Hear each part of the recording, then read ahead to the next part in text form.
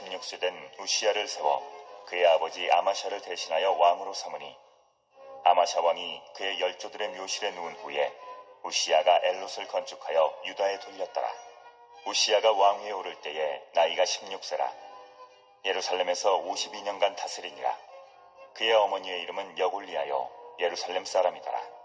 우시야가 그의 아버지 아마샤의 모든 행위대로 여호와 보시기에 정직하게 행하며 하나님의 묵시를 밝히 하는 스가랴가 사는 날에 하나님을 찾았고 그가 여호와를 찾을 동안에는 하나님이 형통하게 하셨더라.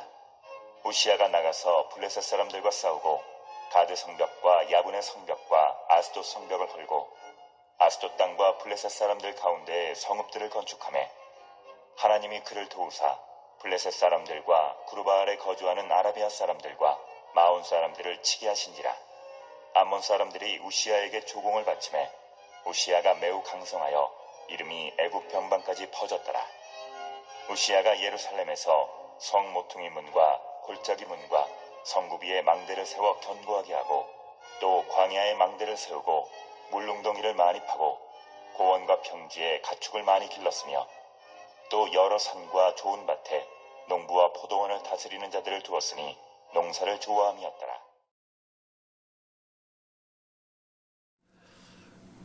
이제 그 신대원의 신학대학원, 줄여서 신대원이라고 하는데요.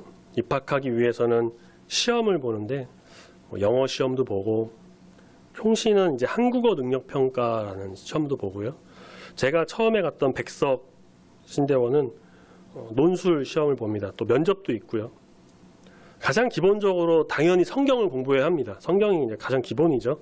근데 이게 성경을 우리가 볼 때와 이 시험을 두고 공부할 때랑은 많이 다르더라고요. 해보니까.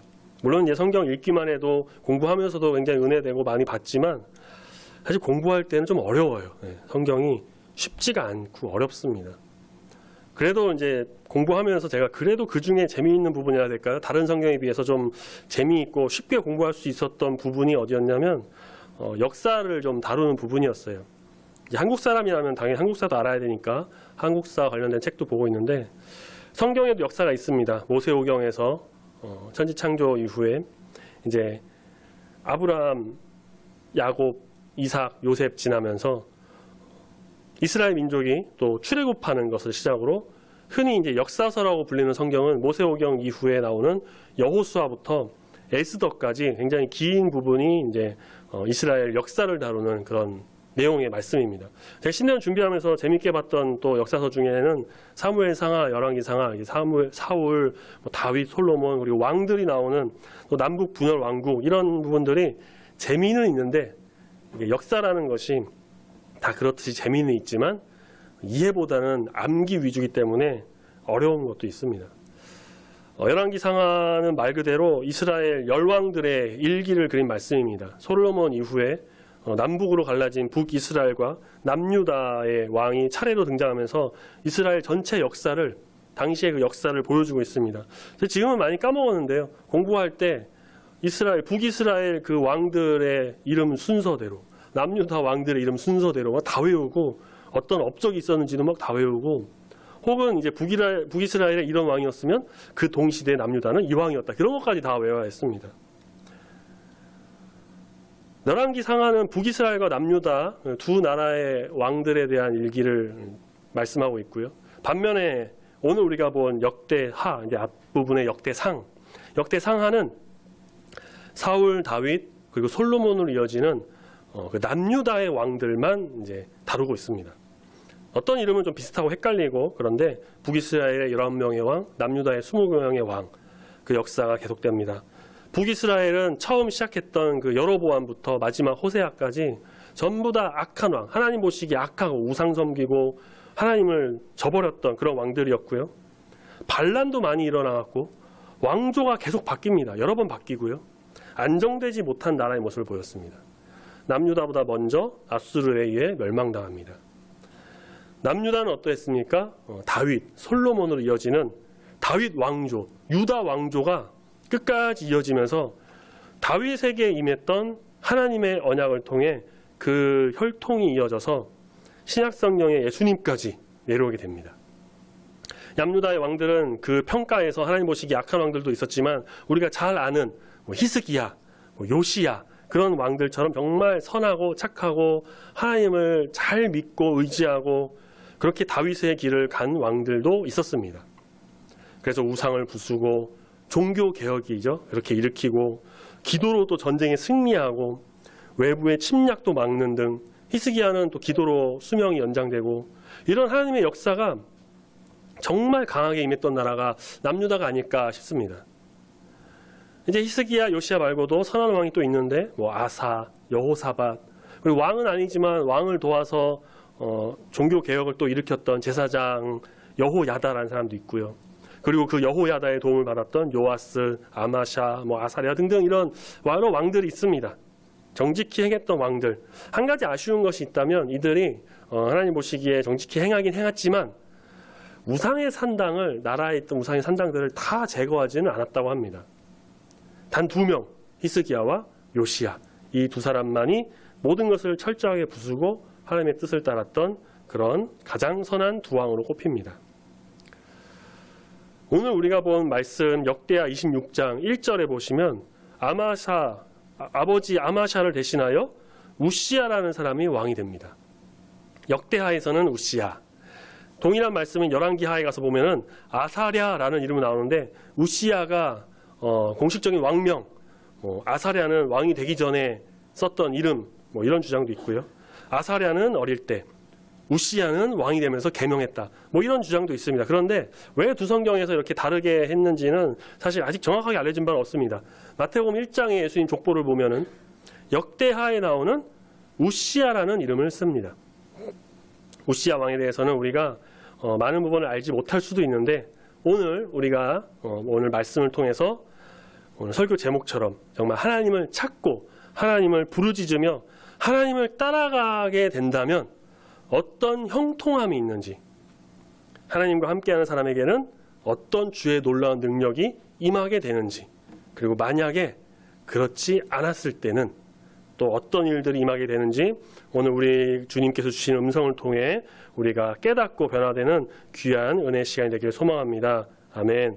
우시야의 아버지이자 선대왕이었던 아마샤는 그 앞장인 역대하 25장 2절에 보면은 여호와 보시기에 정직히 행하기는 행하였으나 이제 온전한 마음으로 하지는 않았다고 합니다.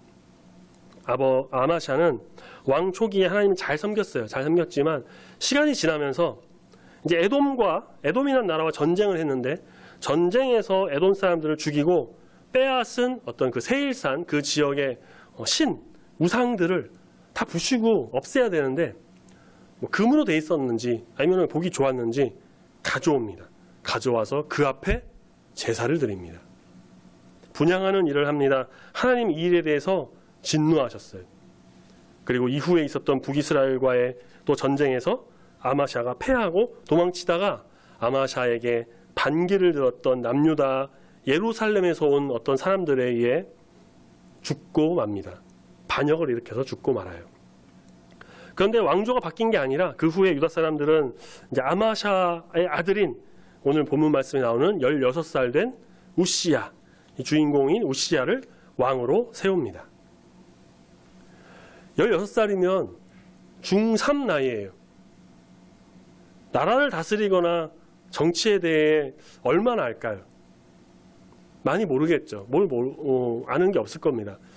하지만 아마도 요시야는 다른 건 몰라도 이것 하나만큼은 알았을 것입니다. 무엇이냐? 지금 자기를 왕위에 올린 이 사람들, 아버지를 반역해 죽인 사람들이고 남유다 왕조가 바뀌는 것은 또 원하지 않아서 자기를 왕위에 억지로 올린 사람들, 마치 자기를 허수아비처럼 두고 쥐락펴락하려고 수작 부리고 있는 이 사람들이지 않나. 나이 어린 자기를 그냥 세워만 두고 나라 정권을 잡겠다는 계략 아닌가. 아마도 이런 생각은 가졌을 겁니다. 자, 그렇다면 이런 상황에서 우시야가 붙잡고 의지할 곳은 어디 있을까요? 아버지는 이미 죽었습니다. 사람들은 자신을 허수아비로 세웠습니다. 어머니 계시지만 죄송한 말씀이지만 당시 고대 근동에서는 여성들의 지위나 영향력이 많이 약했습니다. 이런 우시야가 그래도 믿고 의지하면서 붙잡을 곳은 단 하나밖에 없습니다. 바로 하나님이십니다. 하나님밖에 없습니다. 오늘 4절 말씀 보면 보니까 우시야가 여호와 보시기에 정직히 행했다고 합니다. 또 5절 말씀에 하나님의 묵시를 밝히 하는 스가랴라고 하는 사람이 있었는데 그가 사는 날에 이 우시야가 하나님을 찾았고 또 여호와를 찾는 동안엔 하나님께서 그를 어떻게 하셨다고 합니까? 형통하게 하셨다라고 합니다. 우시야는 하나님의 형통하심으로 말씀 몇 절이죠? 3절에 보면 무려 52년이나 왕위에 있었습니다. 보통 왕들이 뭐 10년, 20년 그렇게 많아야 30년 정도로 나오는데 우시야는 52년이나. 그러니까 16살에 왕이 됐으니까 52면은 한 8살, 70살까지 왕이 했던 거죠. 우시야는 말씀에서 본 것처럼 여호와 하나님 보시기에 정말 정직히 행하였고 그의 삶은 그래서 하나님께서 형통하게 하셨다고 합니다. 아마도 아버지에게 반역을 일으켰던 사람들에 대한 좀 어려움과 두려움이 있었겠지만 하나님만을 의지하고 또 하나님이 형통하게 해주셔서 시간이 지나면서 그 모든 것들이 또 좀 완만하게 해결이 되고 좀 정리가 되고 그래서 이 우시야 개인의 형통함뿐만 아니라 나라의 형통함까지도 찾아왔던 것으로 보입니다. 그것을 알 수 있는 부분이 우리가 또 본문 말씀 6절부터 보면은 당시 주변 나라들과의 잡음이 있었습니다. 여전했어요. 하지만 6절부터 8절 말씀까지 보면은 블레셋, 암몬, 아라비아, 마온 등등 여러 사람들을 다 쳐서 어떻게 합니까? 성벽을 부수고 승리하고 조공도 받았습니다. 주인으로 섬겼다는 거죠. 그들이 남유다의 우시야를. 아스돗 땅과 블레셋 땅의 성읍들을 건축하였다고 합니다. 8절에 우시야가 매우 강성하여 이름이 애굽 변방까지. 애굽은 이집트에 멀리 떨어진 곳입니다. 변방까지도 퍼졌다고 합니다. 나름의 전성기라고 해야 될까요? 또 목축업과 농업을 장려해서 국력을 튼튼하게 세웁니다. 전쟁에 승리하고 국방 견고히 하고 국력을 든든히 하고 농축업, 목축 다 잘 될 수 있었던 이 요인은 우시야가 잘나서 그를 따르던 신하들이 똑똑해서 무기나 물품이 좋아서 그럴까요? 그것이 아니라 우시야가 바로 하나님을 찾음으로써 하나님이 그를 도우셔서 그를 또 나라를 형통하게 해주셨기 때문입니다. 이처럼 하나님이 도우시는 하나님이 형통하게 해주시는 사람의 길을 막을 수 있는 세력은 아무것도 없습니다. 우시야가 왕이 됐을 때 남유다 괜찮았던 것 아닙니다. 아버지 아마샤 말년에 우상 숭배로 하나님의 징계를 받은 이 나라는 많이 피폐했고요. 또 왕은 아버지는 암살당했어요. 반역을 일으킨 사람들이 죽었어요. 그렇게 자기가 왕이 세워졌습니다. 우시야는 이런 상황에서 5절 말씀에 아까 말씀드린 그 스가랴라고 하는 사람, 그 사람의 조언을 듣고 하나님 찾았고 그래서 하나님은 우시야와 함께 해주시면서 형통하게 해주셨습니다. 하나님 도우심으로 전쟁에 승리했습니다. 나라가 다시 부강하게 될 수 있었던 것입니다. 그의 아버지 아마샤도 왕 초기에는 하나님을 잘 따랐고 말씀해 보면 또 어떤 무명의 하나님의 사람의 조언을 듣고 하나님을 찾습니다. 그때 전쟁에서 승리하고 형통함을 누렸었습니다. 비록 말년에는 우상숭배의 사인의 진노를 샀지만 하나님께서는 그렇게 우상숭배를 하더라도 그 앞서서 하나님을 그렇게 찾으면 하나님을 정말 찾고 하나님께 나가는 사람을 하나님께서는 그냥 결코 가만히 내버려 두지 않으신다는 겁니다. 심지어 히스기야의 아들이죠. 므낫세라고 하는 가장 악하다고 하는 므낫세라는 왕도 하나님을 찾고 기도한 적이 있었습니다. 그때 하나님이 므낫세의 기도를 또 들어주십니다. 그렇게 악하고 므낫세 때문에 남녀를 멸망시킨다고 하셨던 하나님께서도 기도하고 하나님 찾는 사람에게는 하나님께서 그냥 내버려 두고 외면하지 않으시고 함께 하신다라는 것입니다. 그 길을 형통하게 이끌어 주십니다. 하나님은 그 약속을 변함없이 지키시고 지금도 우리에게 약속하시면서 말씀하고 계십니다. 우리가 하나님 찾을 때 하나님을 신실하게 바라보며 믿으며 오직 경외함으로 주님의 길을 온전히 걸어갈 때 하나님은 우리와 또 함께 해주시고 우리 가운데 임하시고 능력을 더해 주셔서 반드시 우리가 하는 모든 일 가운데 형통하심을 나타내 주실 줄로 믿습니다. 올해 우리 표 밑에 보시면 작은 부제목에 그렇게 있어요. 첫 번째에 주보에는 없고 앞에 보시면 한수막 배너에 있습니다. 어디로 가든지 형통한 교회, 어디로 가든지 형통한 우리 교회, 우리 모든 성도님들이 다 되시기를 소망합니다. 아멘. 그런데 우리가 좀 그 가운데서 주의해야 할 것이 있습니다. 우리의 삶은 언제나 함께 하시고 정말 인도하시고 그 언약, 그 약속의 말씀을 신실하게 이루어 주시는 우리 하나님을 바라보며 믿음으로 구하고 찾으며 나가야 되는데, 비유를 좀 들어보자면 마치 이제 일회용 반창고를 찾는 것처럼, 데일밴드를 하나 찾는 것처럼 그렇게 하나님을 찾으며 나가서는 안 된다는 것입니다. 일회용 반창고 몇 번 사용하죠? 일회용 마스크 우리 많이 쓰는데 몇 번 쓰기도 하지만 하지만 일회용 밴드는 몇 번을 쓰게 돼 있습니까? 말 그대로 일회용 한 번 쓰는 겁니다. 한 번. 일회용 반창고를 다 쓰고요. 저도 어저께 손이 갈라져서 좀 붙였는데 아침에 떼요. 다시 보관했다가 나중에 또 쓰지 않습니다. 일회용 반창고는 한 번 쓰면 끝이에요. 오염되어 있기 때문에, 지저분하기 때문에 다시 쓰지 않습니다.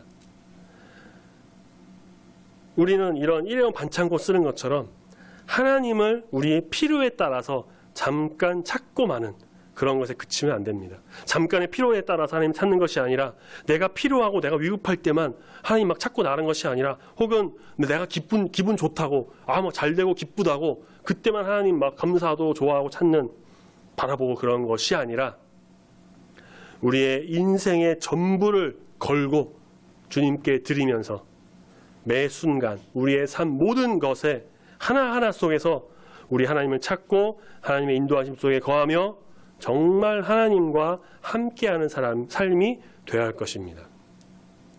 민수기 23장 19절 말씀에 하나님은 사람이 아니시니 거짓말을 하지 않으시고 인생이 아니시니 후회가 없으시도다. 어찌 그 말씀하신 바를 행하지 않으시며 하신 말씀을 실행하지 않으시랴 라고 주님이 이렇게 말씀하십니다. 우리가 하나님을 찾을 때마다 우리 주님께서는 외면하지 않고 돌보신다고 약속하셨습니다. 사람은 약속을 때로는 어겨요. 까먹어요. 잊어버리고 안 지킬 때도 있습니다.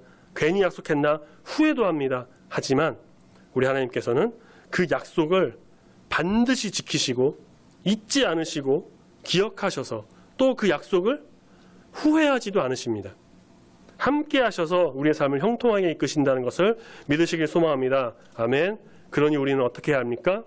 안 좋은 일이 있을 때, 혹은 힘들 때, 내가 필요할 때 그렇게 골라서 하나님을 찾는 것이 아니라 언제 어디서든지, 기쁠 때나 슬플 때나 감사할 때나 피곤할 때나 힘들 때나 언제든지 내가 할 수 있으니까 적절하게 조절해서 내가 하나님 필요할 때만 찾는 그런 것이 아니라 우리의 삶 전체를 다 하나님께 드리면서 모든 일 속에서 정말 작은 것에서 큰 일까지 다 우리 하나님의 인도하심을 구하며 하나님을 찾고 하나님 안에서 행하게 될 때, 일회용 반창고처럼 하나님 잠깐 찾고 버리고 그렇게 하는 하나님이 아니라 언제나 우리 주님 바라보며 주 앞에 나가서 우리 주님의 형통하심을 온전히 경험하는 우리 모두가 다 되기를 소망합니다. 단순한 문제 해결만을 위해서, 그렇게 필요만을 위해서 누군가를 찾는 사람은 기회주의자 혹은 이기주의자라고 할 수가 있을 거예요. 하나님을 향할 때도 마찬가지예요.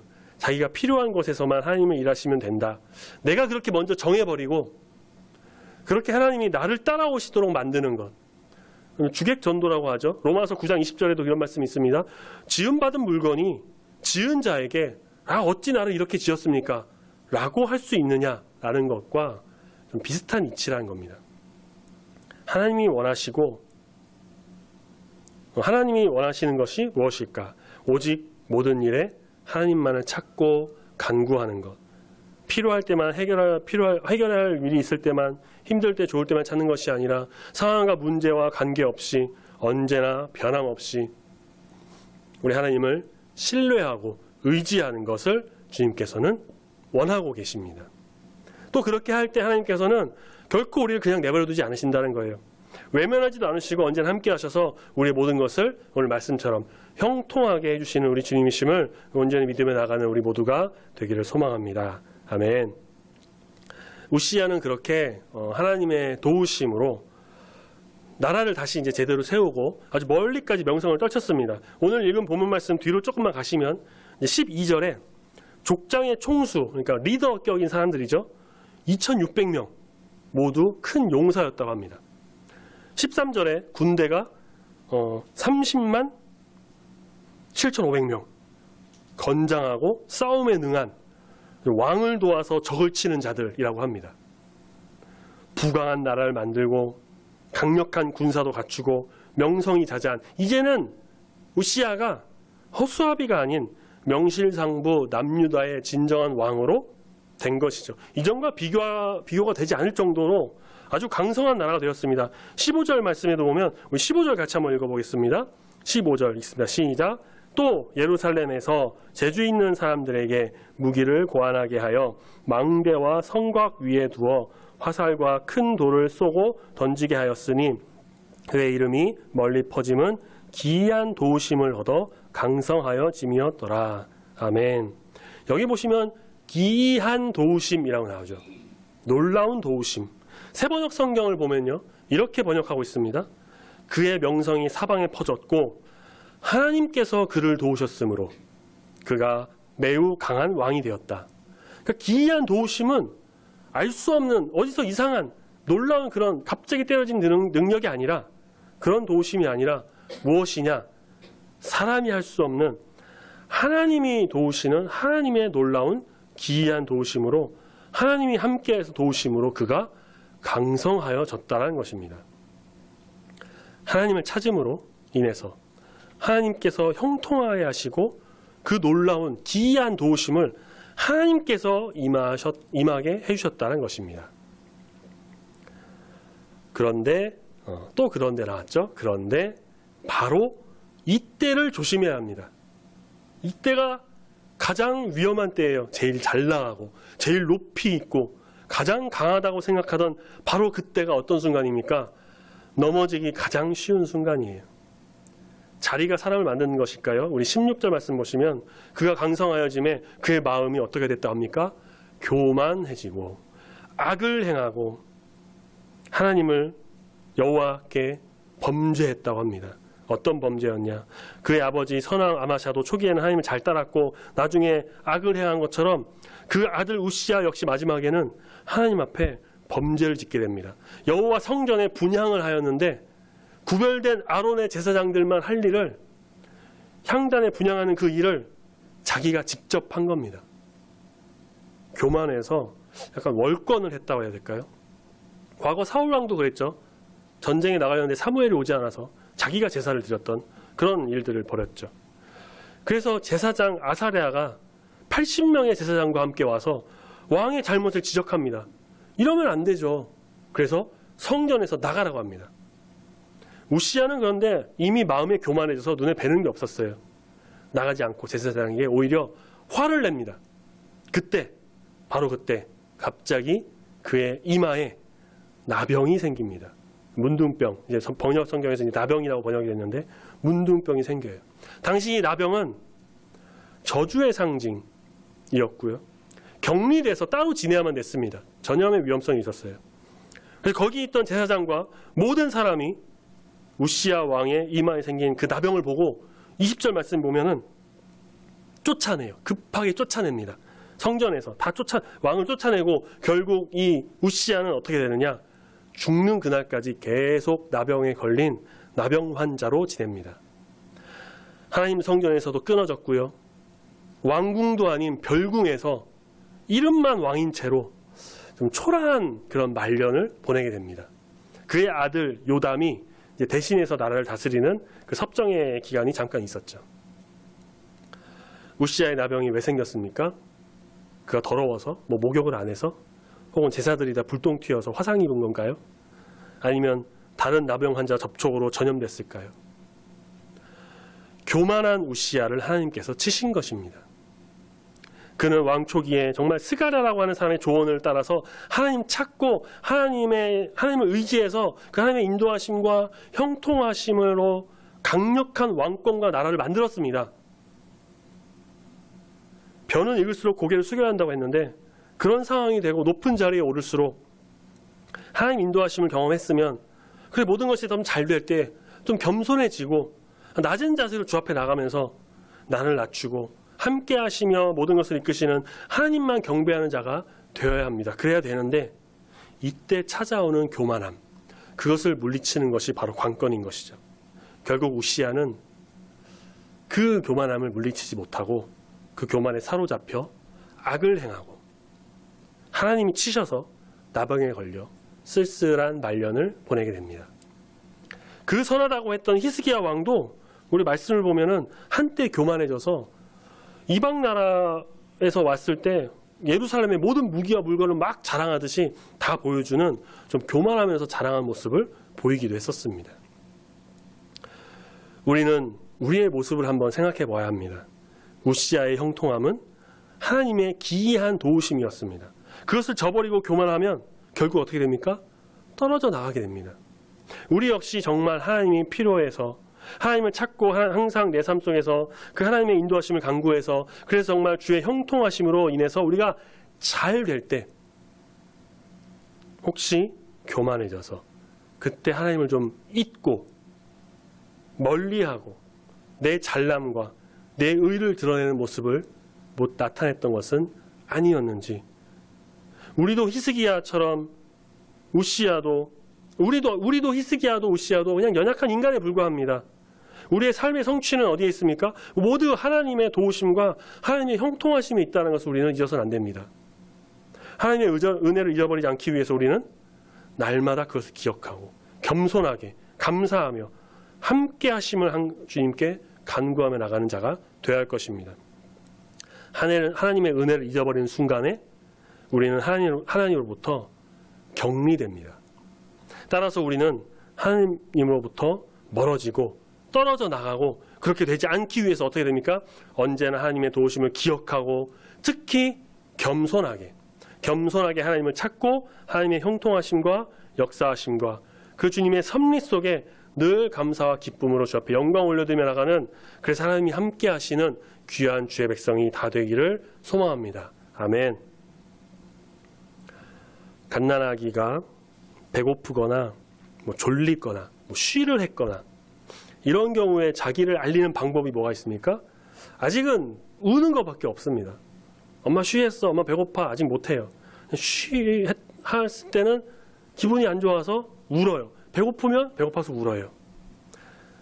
이 울어서 자기의 지금 상황을 알리는 겁니다. 나 배고파요, 나 쉬했어요, 나 졸려요. 그렇게 울면서 간절하게 찾는 사람은 다름 아닌 엄마예요. 좀 더 커서 조금씩 말을 할 때도 마찬가지입니다. 배고프면 엄마를 찾습니다. 엄마 배고파.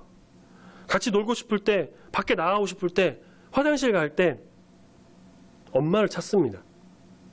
엄마라는 존재는 아이에게 있어서 굉장히 중요한 존재입니다. 아빠도 있지만 아빠보다는 이제 엄마를 더 찾아요. 그건 자연스러운 거죠. 엄마 뱃속에도 있었고 엄마와 더 많은 시간을 보내기 때문입니다. 그렇게 엄마를 찾아서 엄마가 왔어요. 그럼 이 아이는 어떻게 합니까? 배고팠던 아이는 엄마의 모유 혹은 분유, 우유를 먹고 쉬했던 아기는 이제 기저귀를 갈고 배고팠던 아이가 밥을 먹고 놀고 싶었던 아이는 엄마와 같이 놉니다. 그렇게 아이는 자기의 피로를 채우고 만족을 누리고 엄마로 인해서 다 채우고 어렵고 힘든 상황에서 벗어나 좋은 결과를 얻게 됩니다. 그래서 아이는 만족을 누려요. 우리의 신앙생활도 마찬가지입니다. 세상에 줄 수 있는 것도 있지만 없는 것도 많이 있습니다. 세상에서는 또 우리에게 관심을 갖지도 않고요. 어떤 유익을 주려고 하지도 않습니다. 세상과 타인은 어떻습니까? 자기 유익을 얻기 위해서 그것을 찾기 때문에 내가 자기의 유익에 되지 않는다면 관심을 갖지 않습니다. 우리가 어렵고 힘든 상황에 놓였을 때 아무리 찾아도 대답을 주는 세상과 타인은 없을 겁니다. 그럴 때 우리가 찾는 분은 오직 하나님. 갓난아기가 울면서 그렇게 찾는 것처럼 우리가 찾아야 할 분은 오직 하나님.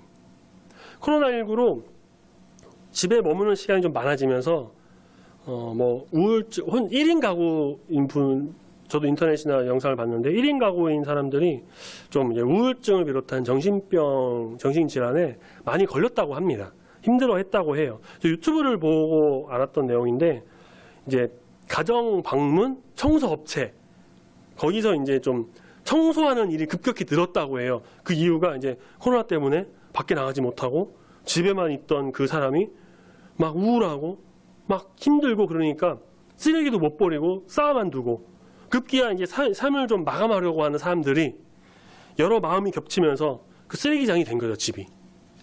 그래서 그들이 청소 업체들은 일을 많이 해서 좋지만 많은 사람들이 이렇게 어렵고 힘든 상황에 놓였다라고 하는 영상을 좀 본 적이 있습니다. 그리스도인들도 마찬가지입니다. 거리두기 단계로 교회 나와서 예배드리는 것에 대한 어려움이 있어요. 그래도 우리 교회는 다들 나오셔서 너무 좋습니다. 예배드려서 너무 좋아요. 그런데 제가 부교육자로 있었던 교회는 이제 코로나19로 교인이 절반가량 줄어들어서 많은 어려운 상황이라는 소식을 저도 들은 적이 있습니다. 이런 상황에서 우리는 누구를 붙들고 누구를 찾아가야 하는 것일까? 하나님밖에 없습니다. 하나님밖에 없어요. 우리 삶을 이끄시고 역사하시고 모든 길을 내어주시고 형통하게 이끄시는 분은 이 세상에 우리 하나님 아버지밖에 없습니다. 우리의 인생을 책임져 주시는 분이십니다. 우리의 삶의 이유가 되시는 분이십니다. 어디로 가든지 함께 하셔서 붙잡아 인도하시는 주님이십니다. 우리는 썩어 없어질 것들, 세상의 것들, 헛된 그런 사라지는 연기와 같은 그것을 붙잡으려 하지 말고 오직 우리 주 하나님만을 찾으면서 나가는 자가 되어야 할 것입니다. 그럼 우시야에게 말씀하셨던 것처럼 그렇게 역사하셨던 것처럼 우리 주님의 형통함이 놀라운 은혜가 우리 가운데서도 임하게 될 줄로 믿습니다. 명심해야 될 것은 아까도 말씀드린 것처럼 잘 되고 잘 풀릴 때 교만하지 말고 겸손하게 나 자신을 좀 내려놓고 오직 우리 주님을 바라봄으로 인해서 그보다 더 큰 주님의 은혜를 임하기를 소망하면서 주 앞에 나갈 것입니다. 솔로몬도 우시야도 또 열왕기나 역대기에 나오는 여러 왕들이 초기에는 잘했지만 말년에 가서는 하나님을 떠나고 말았어요. 끝까지 우리 주님을 붙드는 것이 중요합니다. 지난 수요예배 시간에 요한계시록 나오는 7교회 중에 두 번째인 서문학교의 말씀에서 요한계시록 2장 10절에 이런 말씀이 있었습니다. 내가 죽도록 충성하라. 기억하시죠? 죽는 그 순간까지. 아니 우리가 죽어 천국 가서까지도 주님 붙들고 주님 찾음으로 인해서 온전히 우리 주님과 함께함으로 인해서 우리의 삶과 모든 것이 정말 형통하여져서 우리 하나님의 놀라운 은혜를 경험하여서 끝까지 죽도록 충성하며 주 앞에 나가는 우리 중부교회 모든 성도님들이 다 되시기를 소망합니다. 아멘. 기도하겠습니다.